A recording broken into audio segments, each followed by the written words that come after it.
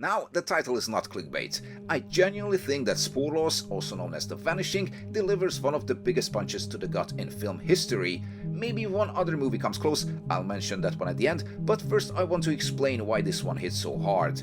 If you've seen it, you already know what I'm talking about, and if you haven't, don't worry, I'm not going to spoil the goods. But if you're into bleak thrillers, slow-burning dread and shocking endings, this is one you really don't want to miss.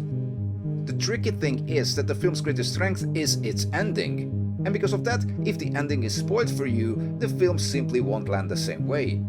This is one of those movies that works properly only the first time around, so if you want to check it out, go in completely blind. Don't read the plot, don't watch a breakdown, just watch the film, you won't regret it.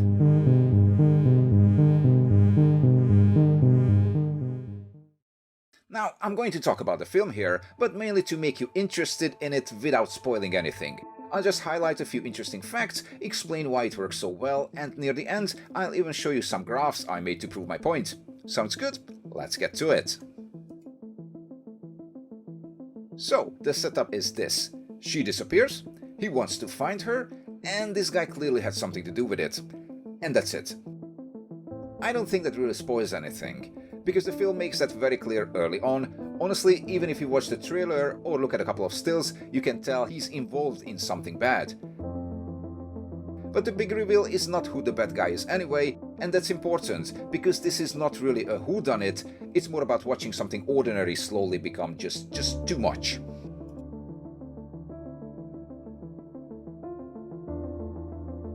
The film was adapted from Tim Krabbé's novel The Golden Egg by Krabbé himself, and the film's director, George Sluizer. They worked together on quite a few films, and Sluizer also directed several other interesting projects, but critically speaking, The Vanishing was probably the high point of both of their careers. According to Sluizer, Stanley Kubrick himself called him after seeing The Vanishing to tell him it was the most terrifying film he had ever seen. By that point, Kubrick had reportedly watched it 10 times, and he was especially impressed by the film's structure, its ending of course, and the performance of Johanna der Stege. Sluizer was a little bit skeptical about Kubrick calling The Vanishing that scary, so he asked him, "Well, you directed The Shining, haven't you seen that?" And Kubrick immediately replied, "Yeah, but that was child's play compared to this. That must have felt unreal." George Sluizer even directed an American remake of the film, but more on that later. And a huge part of why the film works is the way the villain is played. The film stars Bernard-Pierre Donnadieu as the baddie, and if you watched 80s French action comedies or thrillers, you've probably seen him pop up in a few things. He's one of the defining presences of the film, and he plays the role in a very restrained and controlled way. Apparently, he also went quite meta during the shoot, acting cold and unpleasant toward his screen partners.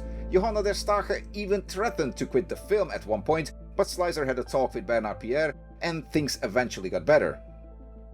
But there were tense moments between Sluizer and Johanna der Stege as well.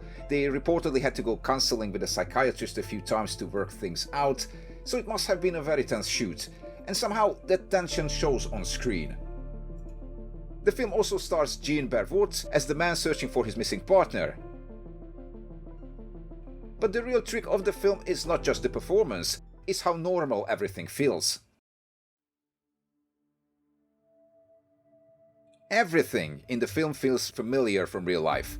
The long highways, the gas stations, the rest stops near the road.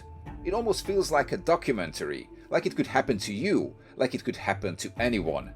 Because when you stop at a gas station, everyone around you is a stranger, and especially at night, these places can feel strangely disconnected from the rest of the world.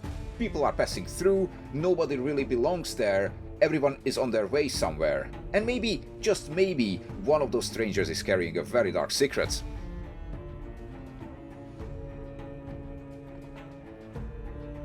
As I mentioned, there is also an American version of the film, interestingly directed by George Sluizer himself just a few years later. But it's a very different kind of beast, and you can already see that from the poster.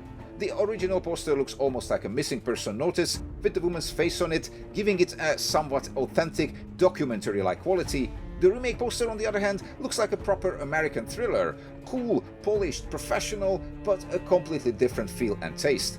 And the thing is, the story only really works if you believe it could happen to you on your next trip.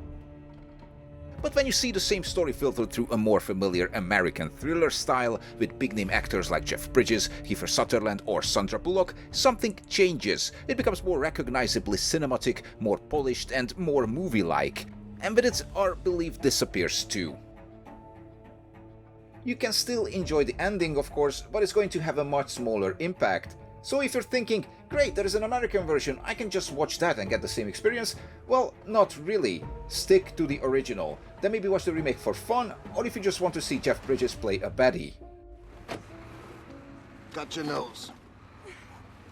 Haven't you ever played Got Your Nose? Okay, so this is where I will try to explain why I think the ending hits harder than almost anything else, without actually spoiling the ending. If I made a graph showing the amount of dread or suspense we feel during a notoriously shocking film, something like Come and See or a Serbian film, the line would look something like this. Dread builds up, then comes a shocking scene, bam, then the dread builds again and another shocking scene, bam, and you get all these spikes. It keeps rising like that again and again until the end. These films leave a deep mark on you and F you up for sure, for one reason or another, but they do it gradually. They damage you across the runtime. Spoorloos works very differently. It builds dread constantly, but without giving you a real payoff. You are on edge from early on, but every scene only gives you another puzzle piece. No release, no punchline, no big shocking moment to process. You have to wait for that until the very end.